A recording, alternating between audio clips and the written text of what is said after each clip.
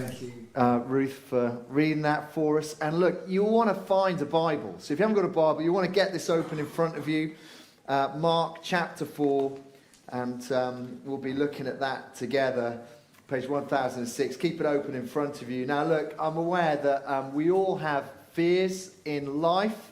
Those of you who've been around the church for a little while might know that I have a fear of heights. My girls, I've got 3 little girls, they have fears of spiders. I wonder what you fear. Now this week I've had a bit of fun discovering some of the things that people fear. And if you fear any of these things, we're not laughing at you. But here we go. Here's some words up on the screen. Paleidophobia. Has anyone got an idea what this is a fear of? This is a fear of bald people. There we go. Here we go. Next one. Aerophobia. Aerophobia. Has anyone got any idea? It's a fear of drafts. Not fear of aeroplanes, a fear of drafts. How about this one? I'm going to pronounce this wrong. Chaetophobia. Has anyone got any ideas? This is a fear of hairy people. This next one, caliprophobia. Okay, this one's a killer. This is a fear of obscure meanings. Finally, here we go. Phobia. It's a fear of being afraid. I guess there's lots of things that we fear in life, and some of them are rational. Some of them, when you step yourself out of the situation and you kind of have a cooler moment, you think, maybe it's not so rational. But in the passage we had read today, fear, the fear that we meet was completely rational. But the object of the fear was completely unexpected. Now we're looking at one of my favorite incidents in Jesus' life. It'll be really familiar to lots of us. If you've come here today expecting a sermon on anger, that is next week, not this week. But what we've looked at there is taken from Mark's account of Jesus' life. If you're new to Christian things, Mark's gospel was written by Mark. He was probably a traveling companion of Peter. It was most likely Peter's gospel. It's written about 30 years after all the events of Jesus' life. And so people who were around and saw it would have been around when this was in original circulation. And in the story that we are looking at, Jesus' popularity is just growing and growing and growing. And so he needs to take his disciples. They need to have a bit of a break. They need to get away from the crowds.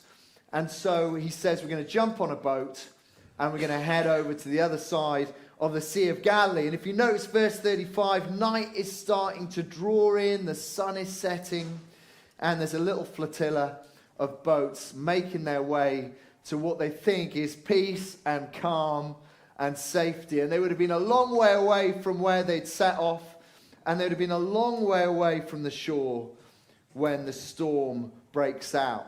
Have a look at verse 37. It is described as a furious squall. Now that is a really violent and sudden storm. If you know anything about the geography around the Sea of Galilee is quite a bit below sea level. It's surrounded by some hills, and so storms can break out quite quickly and quite violently. And this was one of those for this little fleet of small fishing boats. And you can tell it's a bad one. Have a look at verse 37. The waves are breaking over the boat, and it was nearly swamped. And the disciples are thinking, we cannot take on any more water and live. What are we going to stop from this boat going under? There's no RNLI to call. It's just us. And so they look and they go to Jesus, who's asleep on a cushion in verse 38. And look at what they say. Teacher, don't you care if we drown? Now just think about the people who are saying this to Jesus. These are not tax accountants. They're not computer programmers. These are fishermen. And fishermen are rock hard. Now, my wife and I, Grace, we started a few years ago. We got into a bit of a habit of watching. It's one of those sort of Channel 5 programs, World's Deadliest Catch, where you see deep sea fishermen heading out on these boats, and you realize as they head out into the deep sea, they are taking their own lives into their hands every time. And these guys who go out, it's big physical work. They are tough people. They have big hands with calluses on them. That's the disciples. They've been in a boat before. They've experienced storms before, but not like this one. They're not overreacting. This storm is so menacing that they honestly think they are going to die. And all the while, Jesus is snoring. He is dribbling into a cushion at the back of the boat. There's a great storm, and Jesus is in a deep sleep. And he's woken up by these big men with big hands, shaking him, saying, "We're going to drown. Don't you care?" Verse 39. Jesus gets up, and he gets a bucket, and he says, "Hold tight, boys. If we pull together, we can get through this. Now let's work in unison. Let's go. Hold on to hope." No, he doesn't. He speaks to the waves. Now, I don't know about you. I don't know how many times you've tried to change the world through speaking. I regularly speak patiently and kindly to my daughters to say to them, please pick up your clothes and either put them in the wash or put them in your drawers. And do you know what? As I say it very patiently and kindly, do you know how long it takes to get them to actually do something? 15th time, where there might be a bit of raised voice.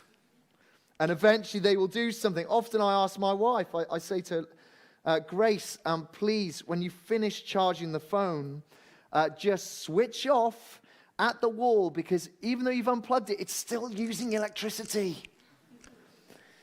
And does it affect change? I'll let you decide on that. We all try and use words to affect change in people. Occasionally we use words to try and affect change in pets. Never do we speak to the weather to affect change. You know, you're on a walk on a cliff top. There's not many of those in Norfolk, are there? But there are a few. And you see this menacing looking cloud which is full of dark rain, and it is coming towards you. Have you ever found yourself saying, "Storm, just sort of take a slightly more easterly direction and avoid me, and stop ruining my walk. Please don't dump rain on me"? I mean, have you ever said that? You have? Wow, you're mad. No, you're not mad. We've said it in our hearts, but why do we not say it out loud? Because we cannot change the weather. Our words are not that powerful. They have not that much authority. Jesus speaks to the storm. Interesting, he doesn't just speak. Look at verse 39. He got up and rebuked the wind. He actually tells it off. Like it's a naughty schoolboy who's disgracing himself in front of the whole classroom. He tells off the storm. Quiet. Be still. And here's the thing, the storm obeys. The wind dies completely down. Do you see that? It was completely calm. It was like a mill pond. It was a paddleboarder's dream. You know, if you've ever had experience on the sea or looking out at the sea, you'll know that when the storm dies down, what happens to the waves? They're still rolling and rolling and rolling. It takes hours for the sea to actually calm down, but in an instant, Jesus speaks, and it is completely calm. It's supernatural power. It's otherworld authority. But what comes next, I think, is the most surprising. For me, I think this gives this eyewitness account, it gives it a smack of authenticity as to what actually happened. If you were making up this story, if you what would you say at the next point? What would you say the response of the disciples would be? I guess you'd expect them to be on their knees going, "You are God, we worship you. Oh, it's amazing. Look what you've done. Look how you've saved us." But look at what they actually do. Verse 41. They were terrified and asked each other, "Who is this? Even the wind and the waves obey him." Now look, in our English translation, we slightly miss this. But in verse 37, the furious squall, actually the language for that in the Greek, it was a great storm. Verse 39 followed by not just a calm, but it was a great calm. And verse 41, do you know what they're filled with? Not just fear, but a great fear. In fact, if you were to track this all the way through, they think they're going to drown. But it's only in verse 41 that they reach the maximum amount of their fear. They're terrified in a way that they had never experienced before, even when they were looking into the doorway of death. Because the man that they have been in the boat with, the man they've been following and enjoying his teaching, does what only God, the Creator, can do. And they are terrified of his power. Who is this? I wonder if you've ever found yourself actually ever asking that question of the person of Jesus.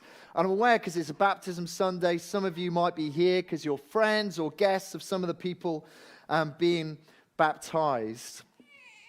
But I guess for all of us, we'll have thought a little bit about Jesus. Maybe we'll have grown up and it was mentioned in school assemblies, or maybe we did a little bit in RE, or maybe we went to school chapel. But I wonder if ever as an adult you have come and actually looked at a gospel account with adult eyes and investigated it for yourself. We've got these copies of Mark's Gospel downstairs, and look, it'll take you an hour and a half to read it.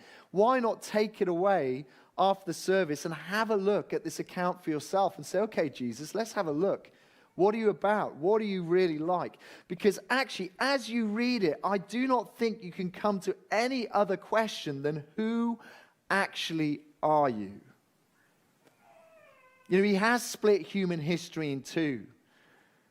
The evidence is compelling that he rose from the dead. Who is he? And actually, as we look at these hardened fishermen, looking at the guy they thought who was their mate, going, "Even the winds and the waves obey him." They're actually being confronted with the fact that Jesus is God. And he's not just God come down to say, "Look at me, look at my power." He is God come down to rescue.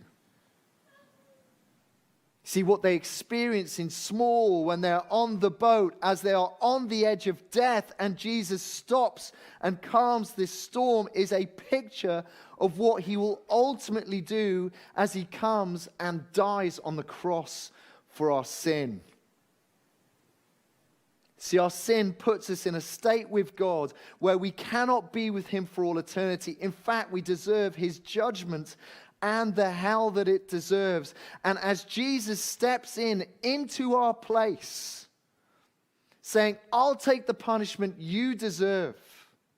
I love you so much that I'm willing to step and take the full force of God's wrath in your place." As he does that, he is the one who can actually rescue us for himself, who can bring forgiveness, who can bring new life, who can save us to be with him for all eternity.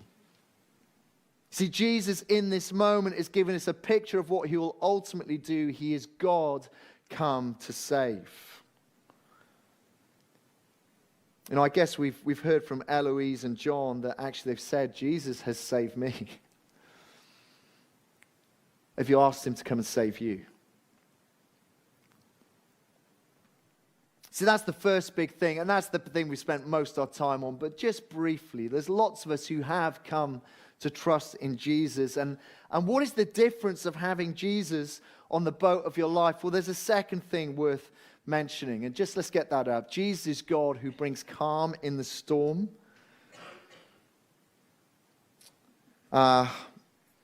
See, the storm is over.